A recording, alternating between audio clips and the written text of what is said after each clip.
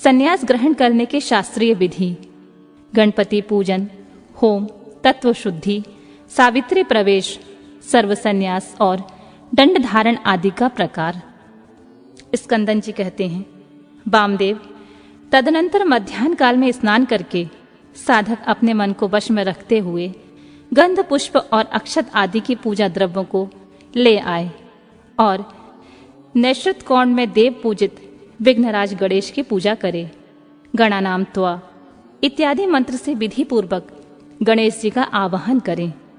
आवाहन के पश्चात उनके स्वरूप का इस प्रकार ध्यान करना चाहिए। उनकी अंग कांति लाल है, शरीर विशाल है, सब प्रकार के आभूषण उनकी शोभा बढ़ा रहे हैं। उन्होंने अपने कर कमलों में क्रमशः पाश, अंकुश, अक्षमाला तथा वर नामक मुद्राएं धारण कर रखी हैं। इस प्रकार आवाहन और ध्यान करने के पश्चात शंभुपुत्र गजानन की पूजन करके खीर, पुआ, नारियल और गुड़ आदि का उत्तम नैवेद्य निवेदन करें। तत्पश्चात तांबुल आदि दे उन्हें संतुष्ट करके नमस्कार करें और अपने अभीष्ट कार्य को निर्विघ्न पूर्ति के लिए प्रार्थना करें। तदनंतर अपने गुहा सूत्र में बताई हुई विधि के अनुसार उपास अग्नि में आज भाग्यान हवन करके अग्नि देवता संबंधी यज्ञ विषयक स्थालीपाक होम करना चाहिए। इसके बाद भुव स्वाहा इत्यादि मंत्र से पूर्ण आहुति होम करके हवन का कार्य समाप्त करें। तत्पश्चात आलस्य रहित हो अपराह्न काल तक गायत्री मंत्र का जप करता रहे। तदनंतर स्नान करके सायंकाल के संध्या उपासना तथा संध्याकालिक उपासना संबंधी नित्य होम आदि करके मौन हो गुरु की आज्ञा ले चरु पकाएं। फिर अग्नि में समिधा, चरु और घी की रुद्र सूक्त से और सद्योजतादि 5 मंत्रों से पृथक पृथक आहुति दें। अग्नि में उमा सहित महेश्वर की भावना करें और गौरी देवी का चिंतन करते हुए गौरी निर्माय इस मंत्र से 108 बार होम करके अग्नि सुस्कृते स्वाहा इस मंत्र से 1 बार आहुति दें। इस प्रकार तंत्र से हवन करने के पश्चात विद्वान पुरुष अग्नि से उत्तर में और एक आसन पर बैठे, जिसमें नीचे कुशा, उसके ऊपर मृगचर्म और उसके ऊपर वस्त्र बिछा हुआ हो। ऐसे सुखद आसन पर बैठकर मौन भाव से सुस्थिर चित हो जागरण पूर्वक ब्रह्म मुहूर्त आने तक गायत्री का जाप करता रहे। इसके बाद स्नान करे। जो जल से स्नान करने में असमर्थ हो वह भस्म से ही विधि पूर्वक स्नान करे। फिर उस अग्नि पर ही चरु पकाकर उसे घी से तर करे। उसे उतारकर अग्नि से उत्तर दिशा में कुश पर रखे। पुनः घी से चरु को मिश्रित करे। उसके बाद व्याहति मंत्र, रुद्र सूक्त तथा सद्योजतादि मंत्र से जाप करे। इसके द्वारा एक एक आहुति भी दे। चित्त को भगवान शिव के चरणार बिंद में लगाकर प्रजापति इंद्र, विश्वदेव और ब्रह्मा के लिए भी एक एक आहुति दे। इन सब के नाम के आदि में ओम और अंत में नमः स्वाहा जोड़कर चतुर्थ पर्यंत उच्चारण करे। ओम प्रजापति नमः स्वाहा। तत्पश्चात पुण्याह वाचन कराकर अग्निये स्वाहा इस मंत्र से अग्नि के मुख में आहुति देने तक कार्य संपन्न करे। फिर प्राणायाम स्वाहा इत्यादि 5 मंत्रों के द्वारा घृत सहित चरु की आहुति दे। उसके बाद अग्निये सुस्कृते स्वाहा बोलकर एक आहुति और दे। तदनंतर फिर रुद्र सूक्त तथा ईशान आदि 5 मंत्रों का जप करे। महेश आदि चतुर्थ व्यूह मंत्रों का भी पाठ करे। इस प्रकार तंत्र होम करके अपनी गुहा शाखा में बताई हुई पद्धति के अनुसार उन देवताओं के उद्देश्य से बुद्धिमान पुरुष सांग होम करे। इस तरह जो अग्निमुख आदि कर्म तंत्र को प्रवर्तित किया गया है उसका निर्वाह करके विरजा होम करे। 26 तत्व रूप इस शरीर में छिपे हुए तत्व समुदाय की शुद्धि के लिए विरजा होम करना चाहिए। उस समय यह कहे कि मेरे शरीर में जो ये तत्व हैं इन सब की शुद्धि हो। उस प्रसंग में आत्म तत्व की शुद्धि के लिए आरुण केतुक मंत्रों का उच्चारण करके पृथ्वी आदि तत्व से लेकर पुरुष तत्व पर्यंत क्रमशः सभी तत्वों की शुद्धि के लिए निमित्त घृत युक्त चरु का होम करें तथा शिव के चरणार बिंदुओं का चिंतन करते हुए मौन रहें। पृथ्वी, जल, तेज, वायु और आकाश ये पृथ्वी व्याधि पंचक कहलाते हैं। शब्द, स्पर्श, रूप, रस और गंध ये शब्दादि पंचक हैं। वाक, पाणी, पाद, वायु तथा उपस्थ ये वागादि पंचक हैं। श्रोत, नेत्र, नासिका, रसना और त्वक ये श्रोतादि पंचक हैं। शिर, पार्श्व, पृष्ठ और उदर ये 4, इन्हीं में जंघा को भी जोड़ लें। फिर त्वक आदि 7 धातुएं हैं। प्राण, अपान आदि 5 वायुओं को प्राणादि पंचक कहा गया है। अन्यमय आदि 5 कोशों को कोश पंचक कहते हैं। उनके नाम इस प्रकार हैं: अन्यमय, प्राणमय, मनोमय, विज्ञानमय और आनंदमय। इनके सिवा मन, चित्त, बुद्धि, अहंकार, ख्याति, संकल्प, गुण, प्रकृति और पुरुष हैं। भोक्तापन को प्राप्त करते हुए पुरुषों के लिए भोग काल में जो 5 अंतरंग साधन हैं उन्हें तत्व पंचक कहा गया है। उनके ये नाम हैं: नियति, काल, राग, विद्या और कला। ये 5 माया से उत्पन्न हैं। माया तुम प्रकृति विद्यात, इस श्रुति में प्रकृति ही माया कही गई है। उसी से ये तत्व उत्पन्न हुए हैं, इसमें संशय नहीं है। काल का स्वभाव ही नियति है, ऐसा श्रुति का कथन है। ये नियति आदि जो 5 तत्व हैं इन्हीं को पंचक चुक कहते हैं। इन 5 तत्वों को न जानने वाला विद्वान भी मूढ़ ही कहा गया है। नियति प्रकृति से नीचे है और पुरुष प्रकृति से ऊपर। जैसे कोए की एक ही आंख उसके दोनों गोलोकों में घूमती रहती है, उसी प्रकार पुरुष प्रकृति और नियति दोनों के पास रहता है। यह विद्या तत्व कहा गया है। शुद्ध विद्या, महेश्वर, सदाशिव, शक्ति और शिव, इन 5 को शिव तत्व कहते हैं। ब्राह्मण, प्रज्ञा नाम ब्रह्मा, इस श्रुति के वाक्य से ही शिव तत्व ही प्रतिपादित हुआ है।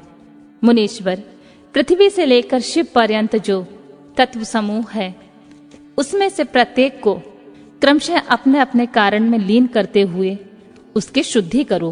पृथ्वी आदि पंचक, शब्दादि पंचक, बागादि पंचक, श्रोतादि पंचक, शिरादि पंचक, त्वगादि धातु सप्तक, प्राणादि पंचक, अन्यमयादि कोश पंचक, मन आदि पुरुषांत तत्व, नित्यादि तत्व पंचक अथवा पंचक चुक और शिव तत्व ये 11 वर्ग हैं। इस 11 वर्ग संबंधी मंत्रों के अंत में परस्मै शिव ज्योतिषे इदम नमम इस वाक्य का उच्चारण करें। इसके द्वारा अपने उद्देश्य का त्याग बताया गया है। इसके बाद विविद्या तथा कर्षोत्क संबंधी मंत्रों के अंत में विविद्याय स्वाहा, कर्षोत्काय स्वाहा, इनके अंत में स्वर्ग त्याग के लिए व्यापकाय परमात्मा ने शिव ज्योतिषे विश्वभूता घस्नोत्सुकाय परस्मै देवाय इदम नमम इसका उच्चारण करें। इसके बाद स्वतः त्याग के लिए लोकत्रिय व्यापिने परमात्मा ने शिवायेदम नमम का उच्चारण करे। तदनंतर अपनी शाखा में बताई हुई तंत्र कर्म का संपादन करके घृत मिश्रित चरु का प्राशन एवं आचमन करने के पश्चात पुरोधा आचार्य को सुवर्ण आदि से संपन्न समुचित दक्षिणा दें। फिर ब्रह्मा का विसर्जन कर प्रातःकालिक उपासना संबंधी नित्य होम करें। इसके बाद मनुष्य सम्मासित जंतु मरुतः इस मंत्र का जाप करें। मंत्रों से हाथ को अग्नि में तपाकर उस अग्नि को अद्वैत धाम स्वरूप अपने आत्मा में आरोपित करें। तदनंतर प्रातःकाल की संध्या उपासना करके सूर्योपस्थान के पश्चात जलाशय में जाकर नाभि तक जल के भीतर प्रवेश करें। वहां प्रसन्नता पूर्वक मन को स्थिर कर उत्सुकता पूर्वक वेद मंत्रों का जप करें। जब अग्निहोत्री हो वह स्थापित अग्नि में प्रजापतिष्ठि करें तथा वेदोक्त वैश्वानर स्थालीपाक होम करके उसमें अपना सब कुछ दान कर दें। पूर्वोक्त रूप से अग्नि का आत्मा में आरोप करके ब्राह्मण घर से निकल जाए। मुनीश्वर, फिर वह साधक निन्यांकित रूप से सावित्री प्रवेश करे। ओम भूः सावित्री प्रवेशयामि, ओम तस्य वितुर्वरेण्यम, ओम भुवः सावित्री प्रवेशयामि, भर्गो देवस्य धीमहि, ओम स्वः सावित्री प्रवेशयामि, धियो यो नः प्रचोदयात्, ओम भूर्भुवः स्वः सावित्री प्रवेशयामि, तस्य वितुर्वरेण्यं, भर्गो देवस्य धीमहि, धियो यो नः प्रचोदयात्। इन वाक्यों का प्रेम पूर्वक उच्चारण करके चित्त को चंचल ना होने दें। उस समय गायत्री का इस प्रकार ध्यान करें, ये भगवती गायत्री साक्षात भगवान शंकर के आधे शरीर में वास करने वाली हैं। इनके 5 मुख और 10 भुजाएं हैं। ये 15 नेत्रों से प्रकाशित होती हैं। नूतन रत्नमय किरीट से जगमगाती हुई चंद्रलेखा इनके मस्तक को विभूषित करती हैं। इनकी अंग क्रांति शुद्ध स्फटिक मणि के समान उज्जवल है। ये शुभ लक्ष्मणा देवी अपने 10 हाथों में 10 प्रकार के आयुध धारण करती हैं। हार, केयूर, बाजूबंद, कड़े, करधनी और नुपुर आदि आभूषणों से उनके अंग विभूषित हैं। इन्होंने दिव्य वस्त्र धारण कर रखा है। इनके सभी आभूषण रत्न निर्मित हैं। विष्णु, ब्रह्मा, देवता, ऋषि तथा गंधर्व राज और मनुष्य ही सदा इनका सेवन करते हैं। ये सर्वव्यापिनी शिवा सदाशिव देव की मनोहारिणी धर्म पत्नी है। संपूर्ण जगत की माता, तीनों लोकों की जननी, त्रिगुणमयी, निर्गुणा और अजन्मा है। इस प्रकार गायत्री देवी का स्वरूप का चिंतन करते हुए शुद्ध बुद्धि वाला पुरुष ब्राह्मणत्व आदि प्रदान करने वाली अजन्मा आदि देवी त्रिपदा गायत्री का जप करे। गायत्री व्याहतियों से ही उत्पन्न हुई हैं और उन्हीं में लीन होती हैं। व्याहतियां प्रणव से प्रकट होती हैं और प्रणव में ही लय को प्राप्त होती हैं। प्रणव संपूर्ण वेदों का आदि है। वह शिव का वाचक, मंत्रों का राजाधिराज, महावीर स्वरूप और श्रेष्ठ मंत्र है। शिव प्रणव है और प्रणव शिव ही कहा गया है, क्योंकि वाच्य और वाचक में अधिक भेद नहीं होता है। इसी महामंत्र को काशी में शरीर त्याग करने वाले जीवों के मरण काल में उन्हें सुनाकर भगवान शिव परम मोक्ष प्रदान करते हैं। इसलिए श्रेष्ठ यति अपने हृदय कमल के मध्य में विराजमान एकाक्षर प्रणव रूप परम कारण शिव देव की उपासना करते हैं। दूसरे मुमुक्षु, घोर और विरक्त लोलिक पुरुष भी मन में विषयों का परित्याग करके प्रणव रूप परम शिव की उपासना करते हैं। इस प्रकार गायत्री का शिव वाचक प्रणव में लय करके अहम ब्रह्मक्षस्व हृरिवा इस अनुवाक का जाप करें। तत्पश्चात यद छंद समावृषम इस अनुवाक का आरंभ से लेकर श्रुतम में गोपाय तक पढ़ें।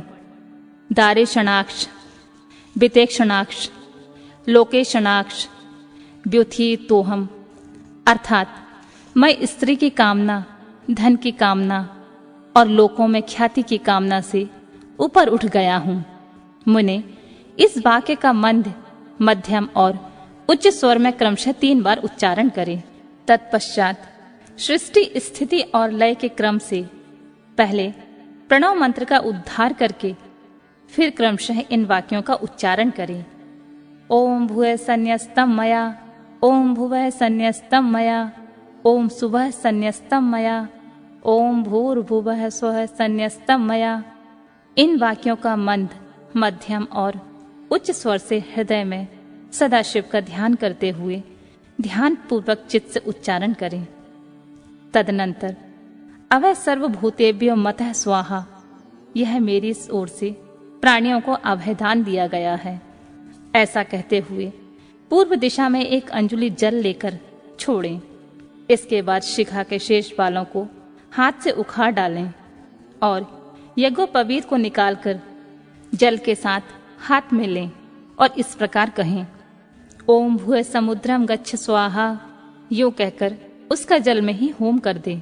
फिर ओम भूय संन्यस्तम मया, ओम भुवः संन्यस्तम मया, ओम सुवः संन्यस्तम मया। इस प्रकार 3 बार कहकर 3 बार जल को अभिमंत्रित करके उसका आचमन करें। फिर जलाशय के किनारे आकर वस्त्र और कोटि सूत्र को भूमि पर त्याग दें। तथा उत्तर या पूर्व की ओर मुंह करके 7 पद से कुछ अधिक चलें। कुछ दूर जाने पर आचार्य उससे कहे, ठहरो ठहरो भगवान, लोक व्यवहार के लिए कोपेन और दंड स्वीकार करो। यूं कहकर आचार्य अपने हाथ से ही उसे कटी सूत्र और कोपेन देकर गेरुआ वस्त्र भी अर्पित करें। तत्पश्चात सन्यासी जब उससे अपने शरीर को ढककर 2 बार आचमन कर ले, तब आचार्य शिष्य से कहे, इंद्रस्य वज्रोयसी, यह मंत्र बोलकर दंड ग्रहण करो। और इस मंत्र का उच्चारण करते हुए दंड की प्रार्थना करके उसे हाथ में ले। तत्पश्चात प्रणव या गायत्री का उच्चारण करके कमंडलू ग्रहण करें। तत्पश्चात भगवान शिव के चरणार बिंदों का चिंतन करते हुए गुरु के निकट जा वह 3 बार पृथ्वी पर लौटकर दंडवत प्रणाम करे। उस समय वह अपने मन को पूर्णतः स्थिर और संयम में रखे। फिर धीरे से उठकर प्रेम पूर्वक अपने गुरु की ओर देखते हुए हाथ जोड़कर उनके चरणों के समीप खड़ा हो जाए। सन्यास दीक्षा विषयक कर्म आरंभ होने के पहले ही शुद्ध गोबर लेकर आंवले बराबर उसके गोले बना ले और सूर्य की किरणों से ही उन्हें सुखाए। फिर होम आरंभ होने पर उन गोलों को होमाग्नि के बीच में डाल दे। होम समाप्त होने पर उन सबको संग्रह करके सुरक्षित रखे। तदनंतर दंड धारण के पश्चात गुरु विरजाग्नि जनित उस श्वेत भस्म को लेकर उसी को शिष्य के अंगों में लगाए अथवा उसे लगाने की आज्ञा दे और मंत्र से अभस्म को अभिमंत्रित करे। तदनंतर ईशानादि 5 मंत्रों के द्वारा उस भस्म का शिष्य के अंगों से स्पर्श कराकर उसे मस्तक से लेकर पैरों तक सर्वांग में लगाने के लिए दे दें। शिष्य उस भस्म को विधि पूर्वक हाथ में लेकर त्रियायुषम या त्र्यंबकम, इन दोनों मंत्रों को 3-3 बार पढ़ते हुए ललाट आदि अंगों में क्रमशः त्रिपुंड धारण करे। तत्पश्चात श्रेष्ठ शिष्य अपने हृदय कमल में विराजमान उमा सहित भगवान शंकर का भक्ति युक्त चित्त से ध्यान करे। फिर गुरु शिष्य के मस्तक पर हाथ रखकर उसके दाहिने कान में ऋषि छंद और देवता सहित प्रणव का उपदेश करे। इसके बाद कृपा करके प्रणव के अर्थ का भी बोध कराएं। श्रेष्ठ गुरु को चाहिए कि वह प्रणव के 6 प्रकार के अर्थ का ज्ञान कराते हुए उसके 12 भेदों का उपदेश दें। तत्पश्चात शिष्य दंड की भांति पृथ्वी पर पड़कर गुरु को साष्टांग प्रणाम करे और सदा उनके अधीन रहे। उनकी आज्ञा के बिना दूसरा कोई कार्य न करे। गुरु की आज्ञा से शिष्य वेदांत के तात्पर्य के अनुसार सगुण निर्गुण भेद से शिव के ज्ञान में तत्पर रहे।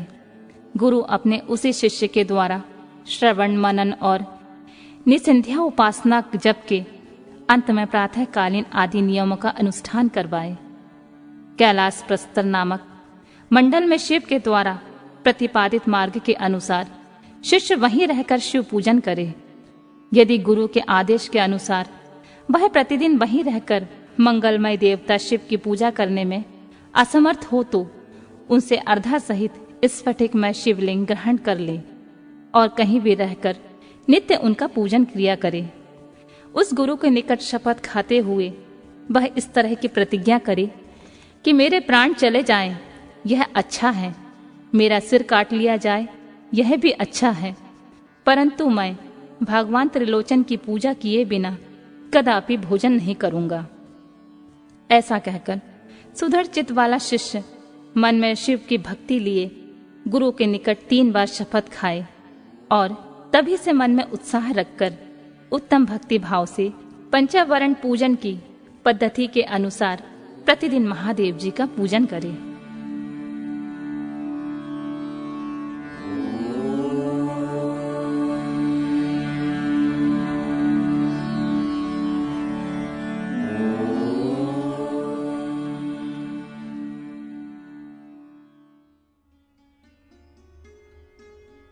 प्रणव के अर्थों का विवेचन।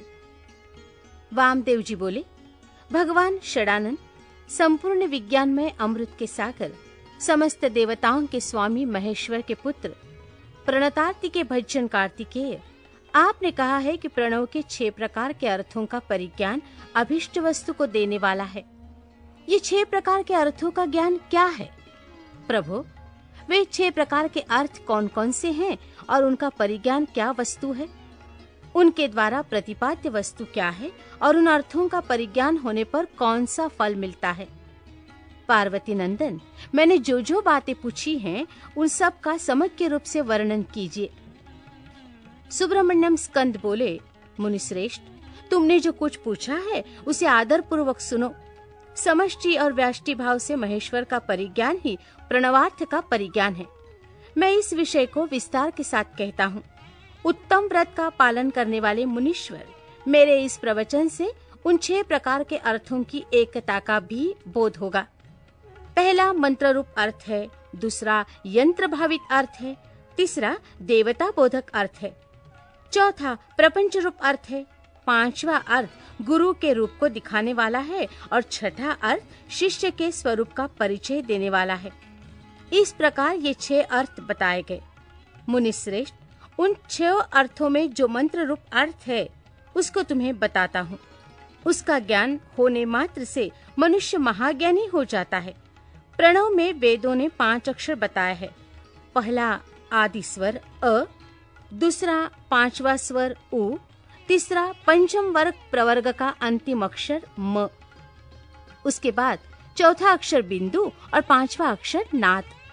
इनके सिवा दूसरे वर्ण ही नहीं है। ये समष्टि रूप वेदादि यानी के प्रणव कहा गया है। नाद सब अक्षरों की समष्टि रूप है। बिंदु युक्त जो 4 अक्षर हैं वे व्यष्टि रूप से शिववाचक प्रणव में प्रतिष्ठित हैं। विद्वान, अब यंत्र रूप या यंत्र भावित अर्थ सुनो। वो अंतर ही शिवलिंग रूप में स्थित है। सबसे नीचे पीठ यानी के अर्घा लिखे, उसके ऊपर पहला स्वर आकार लिखे, उसके ऊपर उकार अंकित करे और उसके भी ऊपर पवर्ग का अंतिम अक्षर मकार लिखे। मकार के ऊपर अनुस्वार और उसके भी ऊपर अर्धचंद्राकार नाद अंकित करे। इस तरह यंत्र के पूर्ण हो जाने पर साधक का संपूर्ण मनोरथ सिद्ध होता है।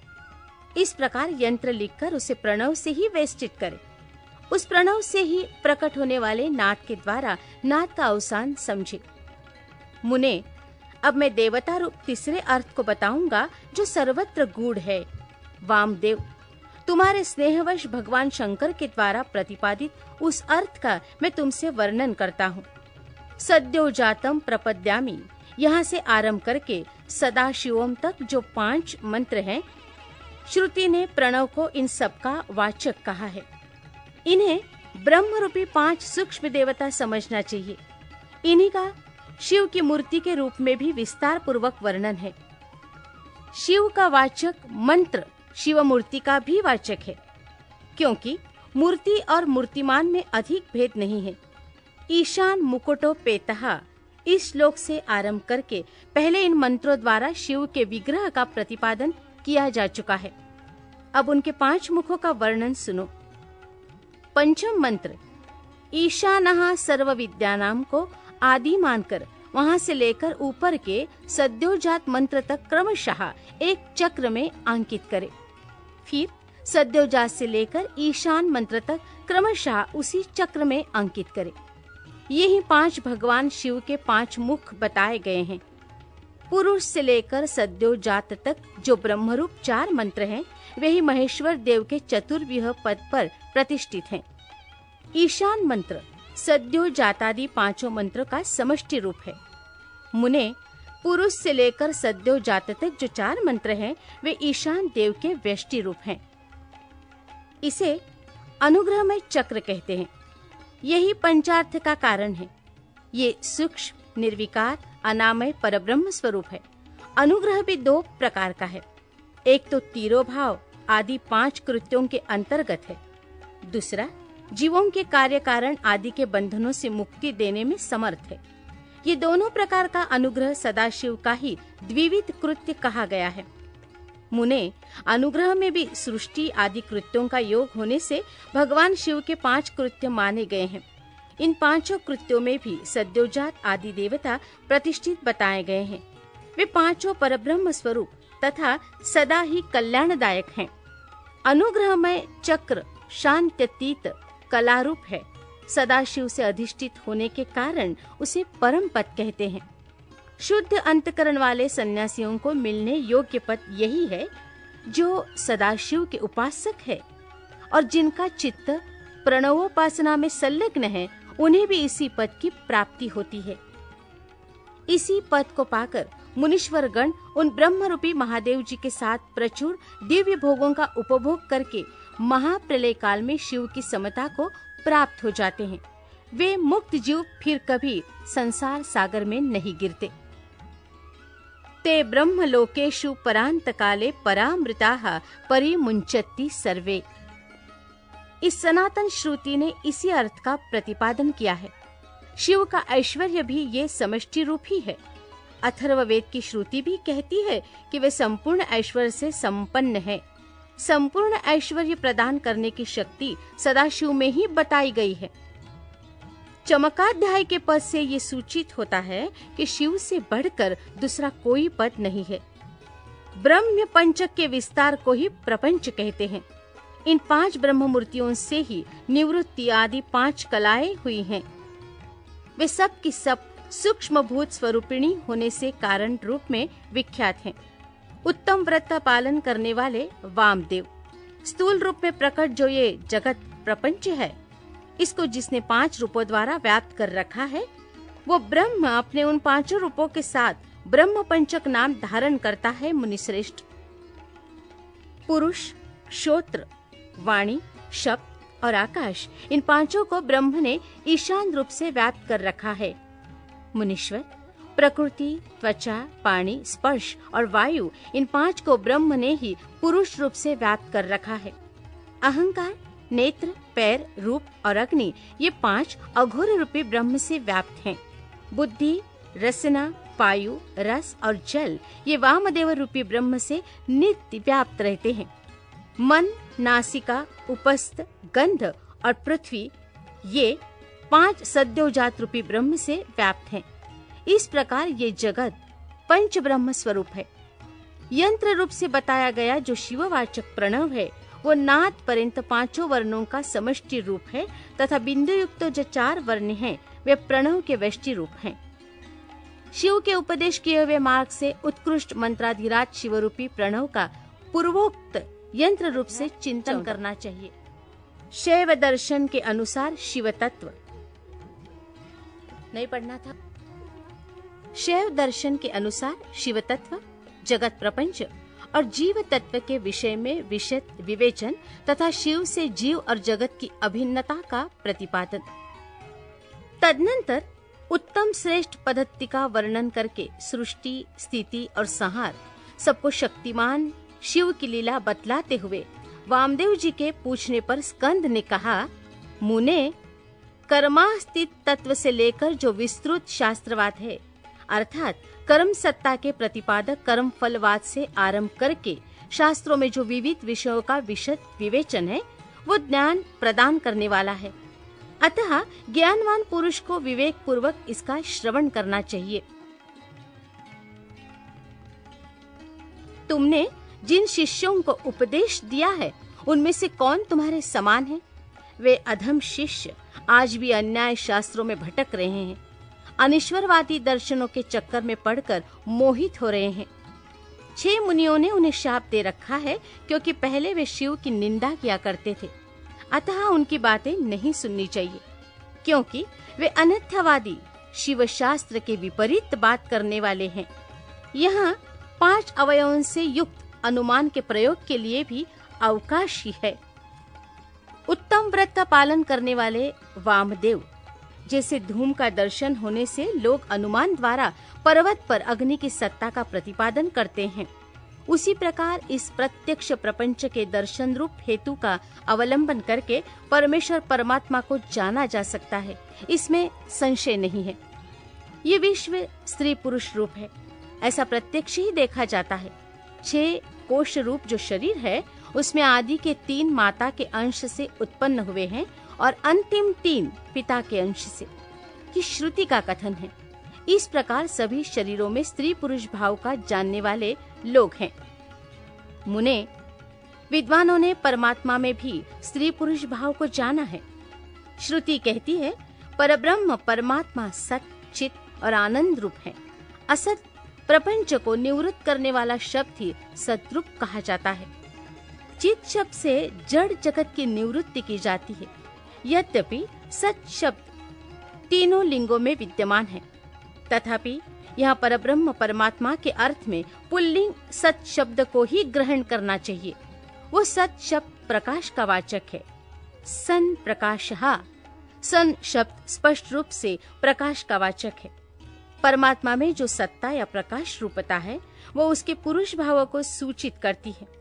ज्ञान शब्द का पर्यायवाची जो चित शब्द है वो स्त्रीलिंग है, अर्थात परमात्मा में चिद्रूपता उसके स्त्री भाव को सूचित करती है।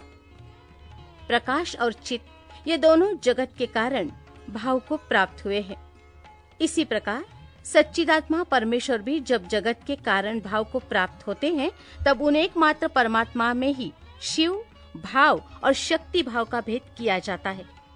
जब तेल और बत्ती में मलिनता होती है तब उसके प्रकाश में भी मलिनता आ जाती है। चिता की आग आदि में अशिवता और मलिनता स्पष्ट देखी जाती है। अतः मलिनता आदि आरोपित वस्तु है। उसका निवर्तक होने के कारण परमात्मा के शिवत्व का ही श्रुति के द्वारा प्रतिपादन किया गया है। जीव के आश्रित जो चित्शक्ति है वो सदा दुर्बल होती है। उसकी निवृत्ति के लिए ही परमात्मा में सार्वकालिक सर्वशक्तिमता विद्यमान है। ईश्वर बलवान है, शक्तिमान है, ये व्यवहार देखा जाता है। महामुने वामदेव लोक और वेद में सदा ही परमात्मा की शिव रूपता और शक्ति रूपता का साक्षात्कार कराया गया है। शिव और शक्ति के संयोग से निरंतर आनंद प्रकट रहता है। अतः मुने उस आनंद को प्राप्त करने के उद्देश्य से ही पाप रहित मुनि शिव में मन लगाकर निरामय शिव परम कल्याण एवं परमानंद को प्राप्त हुए हैं।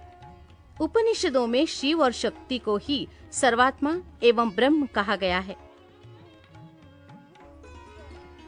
ब्रह्म शब्द से बृहदात्वर्थगत व्यापकता एवं सर्वात्मता का ही प्रतिपादन होता है। शंभु नामक विग्रह में बृहणत्व और बृहत्व व्यापकता एवं विशालता नित्य विद्यमान है। सद्योजातादि पंच ब्रह्ममय शिव विग्रह में विश्व की प्रतीति ब्रह्म शब्द से ही कही गई है। वामदेव हंसः पद को उलट देने से सोहम पद बनता है। उसमें प्रणव का प्राकट्य कैसे होता है ये तुम्हारे स्नेहवश मैं बता रहा हूँ। सावधान होकर सुनो। सोहम पद में से सकार और हकार नामक व्यंजनों को त्याग देने से स्थूल ओम शब्द बच रहता है जो परमात्मा का वाचक है। तत्वदर्शी मुनि कहते हैं कि उसे महामंत्र रूप जानना चाहिए। उसमें जो सूक्ष्म महामंत्र है उसका उद्धार मैं तुम्हें बता रहा हूँ। हंसः पद में 3 अक्षर हैं, ह, अ, स। इन तीनों में जो अ है वो 15वें अनुस्वार और 16वें विसर्ग के साथ है। सकार के साथ जो अ है वो विसर्ग सहित है। वो आदि सकार के साथ ही उठकर हंग के आदि में चला जाए तो हंसा के विपरीत सोहम ये महामंत्र हो जाएगा।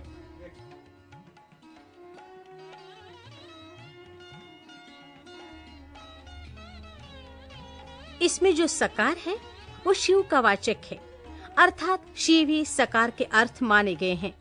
शक्यात्मक शिव ही इस महामंत्र के वाच्यार्थ हैं। ये विद्वानों का निर्णय है।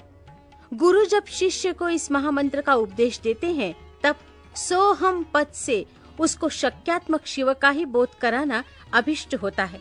अर्थात वो ये अनुभव करे कि मैं शक्यतात्मक शिव रूप हूँ।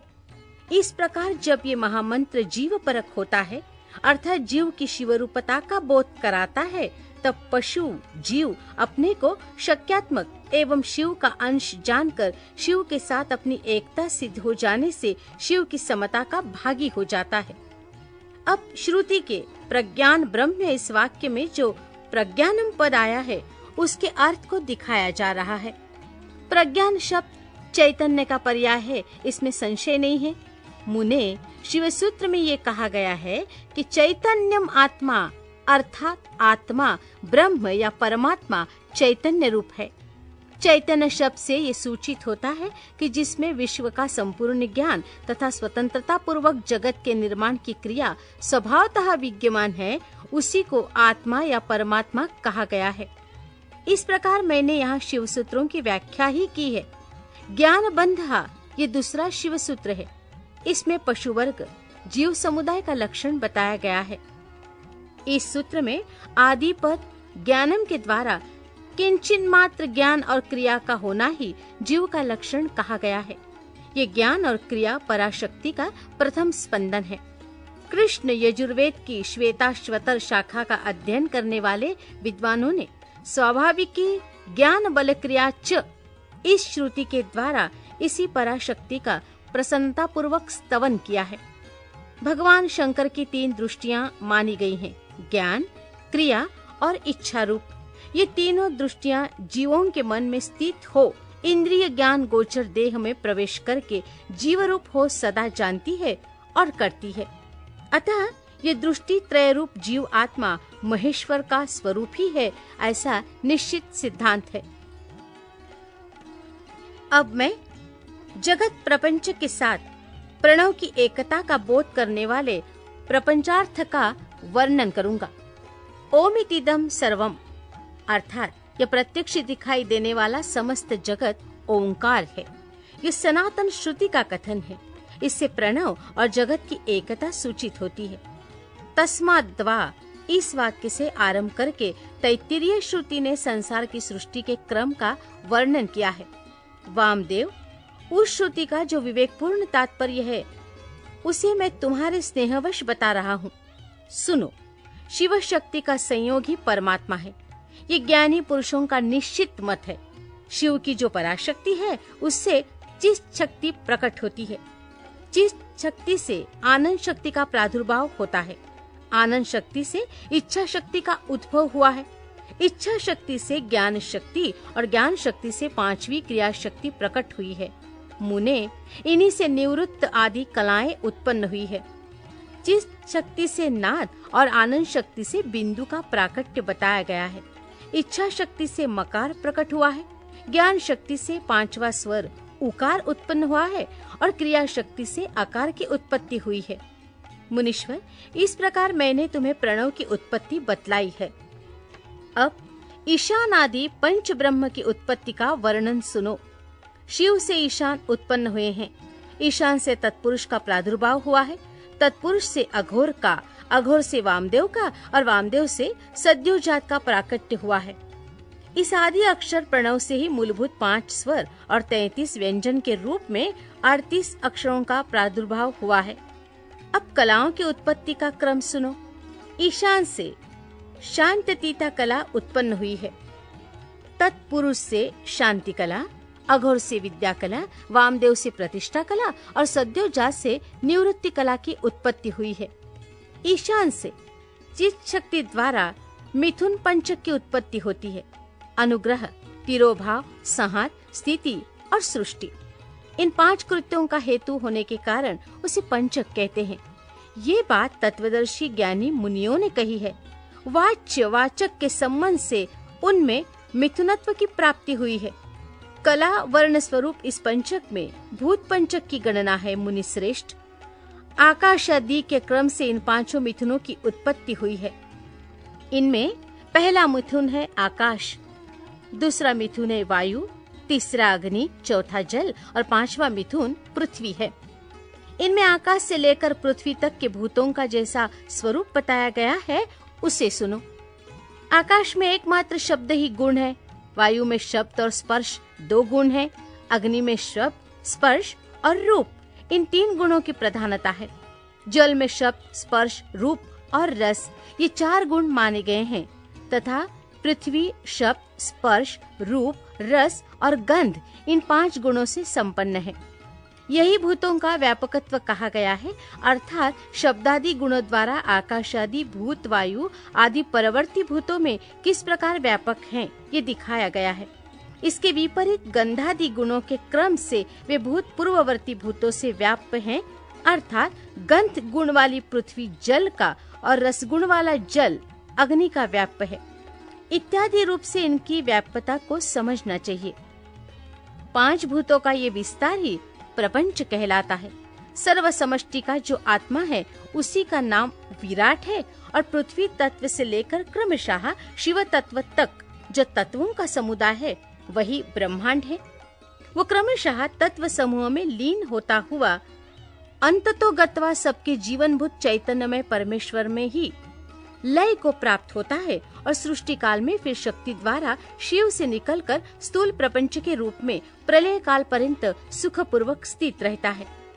अपनी इच्छा से संसार की सृष्टि के लिए उद्यत हुए महेश्वर का जो प्रथम परिस्पंद है उसे शिव तत्व कहते हैं। यही इच्छा शक्ति तत्व है, क्योंकि संपूर्ण कृत्यों में इसी का अनुवर्तन होता है। मुनीश्वर, ज्ञान और क्रिया इन 2 शक्तियों में जब ज्ञान का आधिक्य हो तब उसे सदाशिव तत्व समझना चाहिए। जब क्रिया शक्ति का उद्रेक हो तब उसे महेश्वर तत्व जानना चाहिए, तथा जब ज्ञान और क्रिया दोनों शक्तियां समान हो तब वहाँ शुद्ध विद्यात्मक तत्व समझना चाहिए। समस्त भाव पदार्थ परमेश्वर के अंगभूत ही हैं, तथापि उनमें जो भेद बुद्धि होती है उसका नाम माया तत्व है। जब शिव अपने परम ऐश्वर्यशाली रूप को माया से निगृहित करके संपूर्ण पदार्थों को ग्रहण करने लगता है तब उसका नाम पुरुष होता है। तत् सृष्टवा तदेवानु प्राविशत, उस शरीर को रचकर स्वयं उसमें प्रविष्ट हुआ। इस श्रुति ने उसके इसी स्वरूप का प्रतिपादन किया है, अथवा इसी तत्व का प्रतिपादन करने के लिए उक्त श्रुति का प्रादुर्भाव हुआ है। यही पुरुष माया से मोहित होकर संसार बंधन में बंधा हुआ पशु कहलाता है। शिव तत्व के ज्ञान से शून्य होने के कारण उसकी बुद्धि नाना कर्मों में आसक्त हो मूढ़ता को प्राप्त हो जाती है। वो जगत को शिव से अभिन्न नहीं जानता तथा अपने को भी शिव से भिन्न ही समझता है। प्रभु, यदि शिव से अपनी तथा जगत की अभिन्नता का बोध हो जाए तो इस पशु जीव को मोह का बंधन न प्राप्त हो। जैसे इंद्रजाल विद्या के ज्ञाता बाजीगर को अपनी रची हुई अद्भुत वस्तुओं के विषय में मोह या भ्रम नहीं होता है, उसी प्रकार ज्ञान योगी को भी नहीं होता। गुरु के उपदेश द्वारा अपने ऐश्वर्य का बोध प्राप्त हो जाने पर वो चिदानंद घन शिवरूप ही हो जाता है। शिव की 5 शक्तियां हैं। 1 सर्वकर्तृत्व रूपा, 2 सर्वतत्व रूपा, 3 पूर्णत्व रूपा, 4 नित्य स्वरूपा और 5 व्यापकत्व रूपा। जीव की 5 कलाएं हैं। 1 कला, 2 विद्या, 3 राग, 4 काल और 5 नियति। इन्हें कला पंचक कहते हैं। जो यहाँ 5 तत्वों के रूप में प्रकट होती है उसका नाम कला है, जो कुछ कुछ कर्तृत्व में हेतु बनती है और कुछ तत्व का साधन होती है। उस कला का नाम विद्या है, जो विषयों में आसक्ति पैदा करने वाली है। उस कला का नाम राग है, जो भाव पदार्थों और प्रकाशों का भासनात्मक रूप से क्रमशः अवच्छेदक होकर संपूर्ण भूतों का आदि कहलाता है। वही काल है।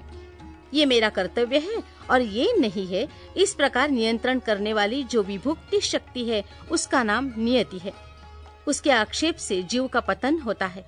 ये 5 ही जीव के स्वरूप को आच्छादित करने वाले आवरण हैं, इसलिए पंचकज्जुक कहे गए हैं।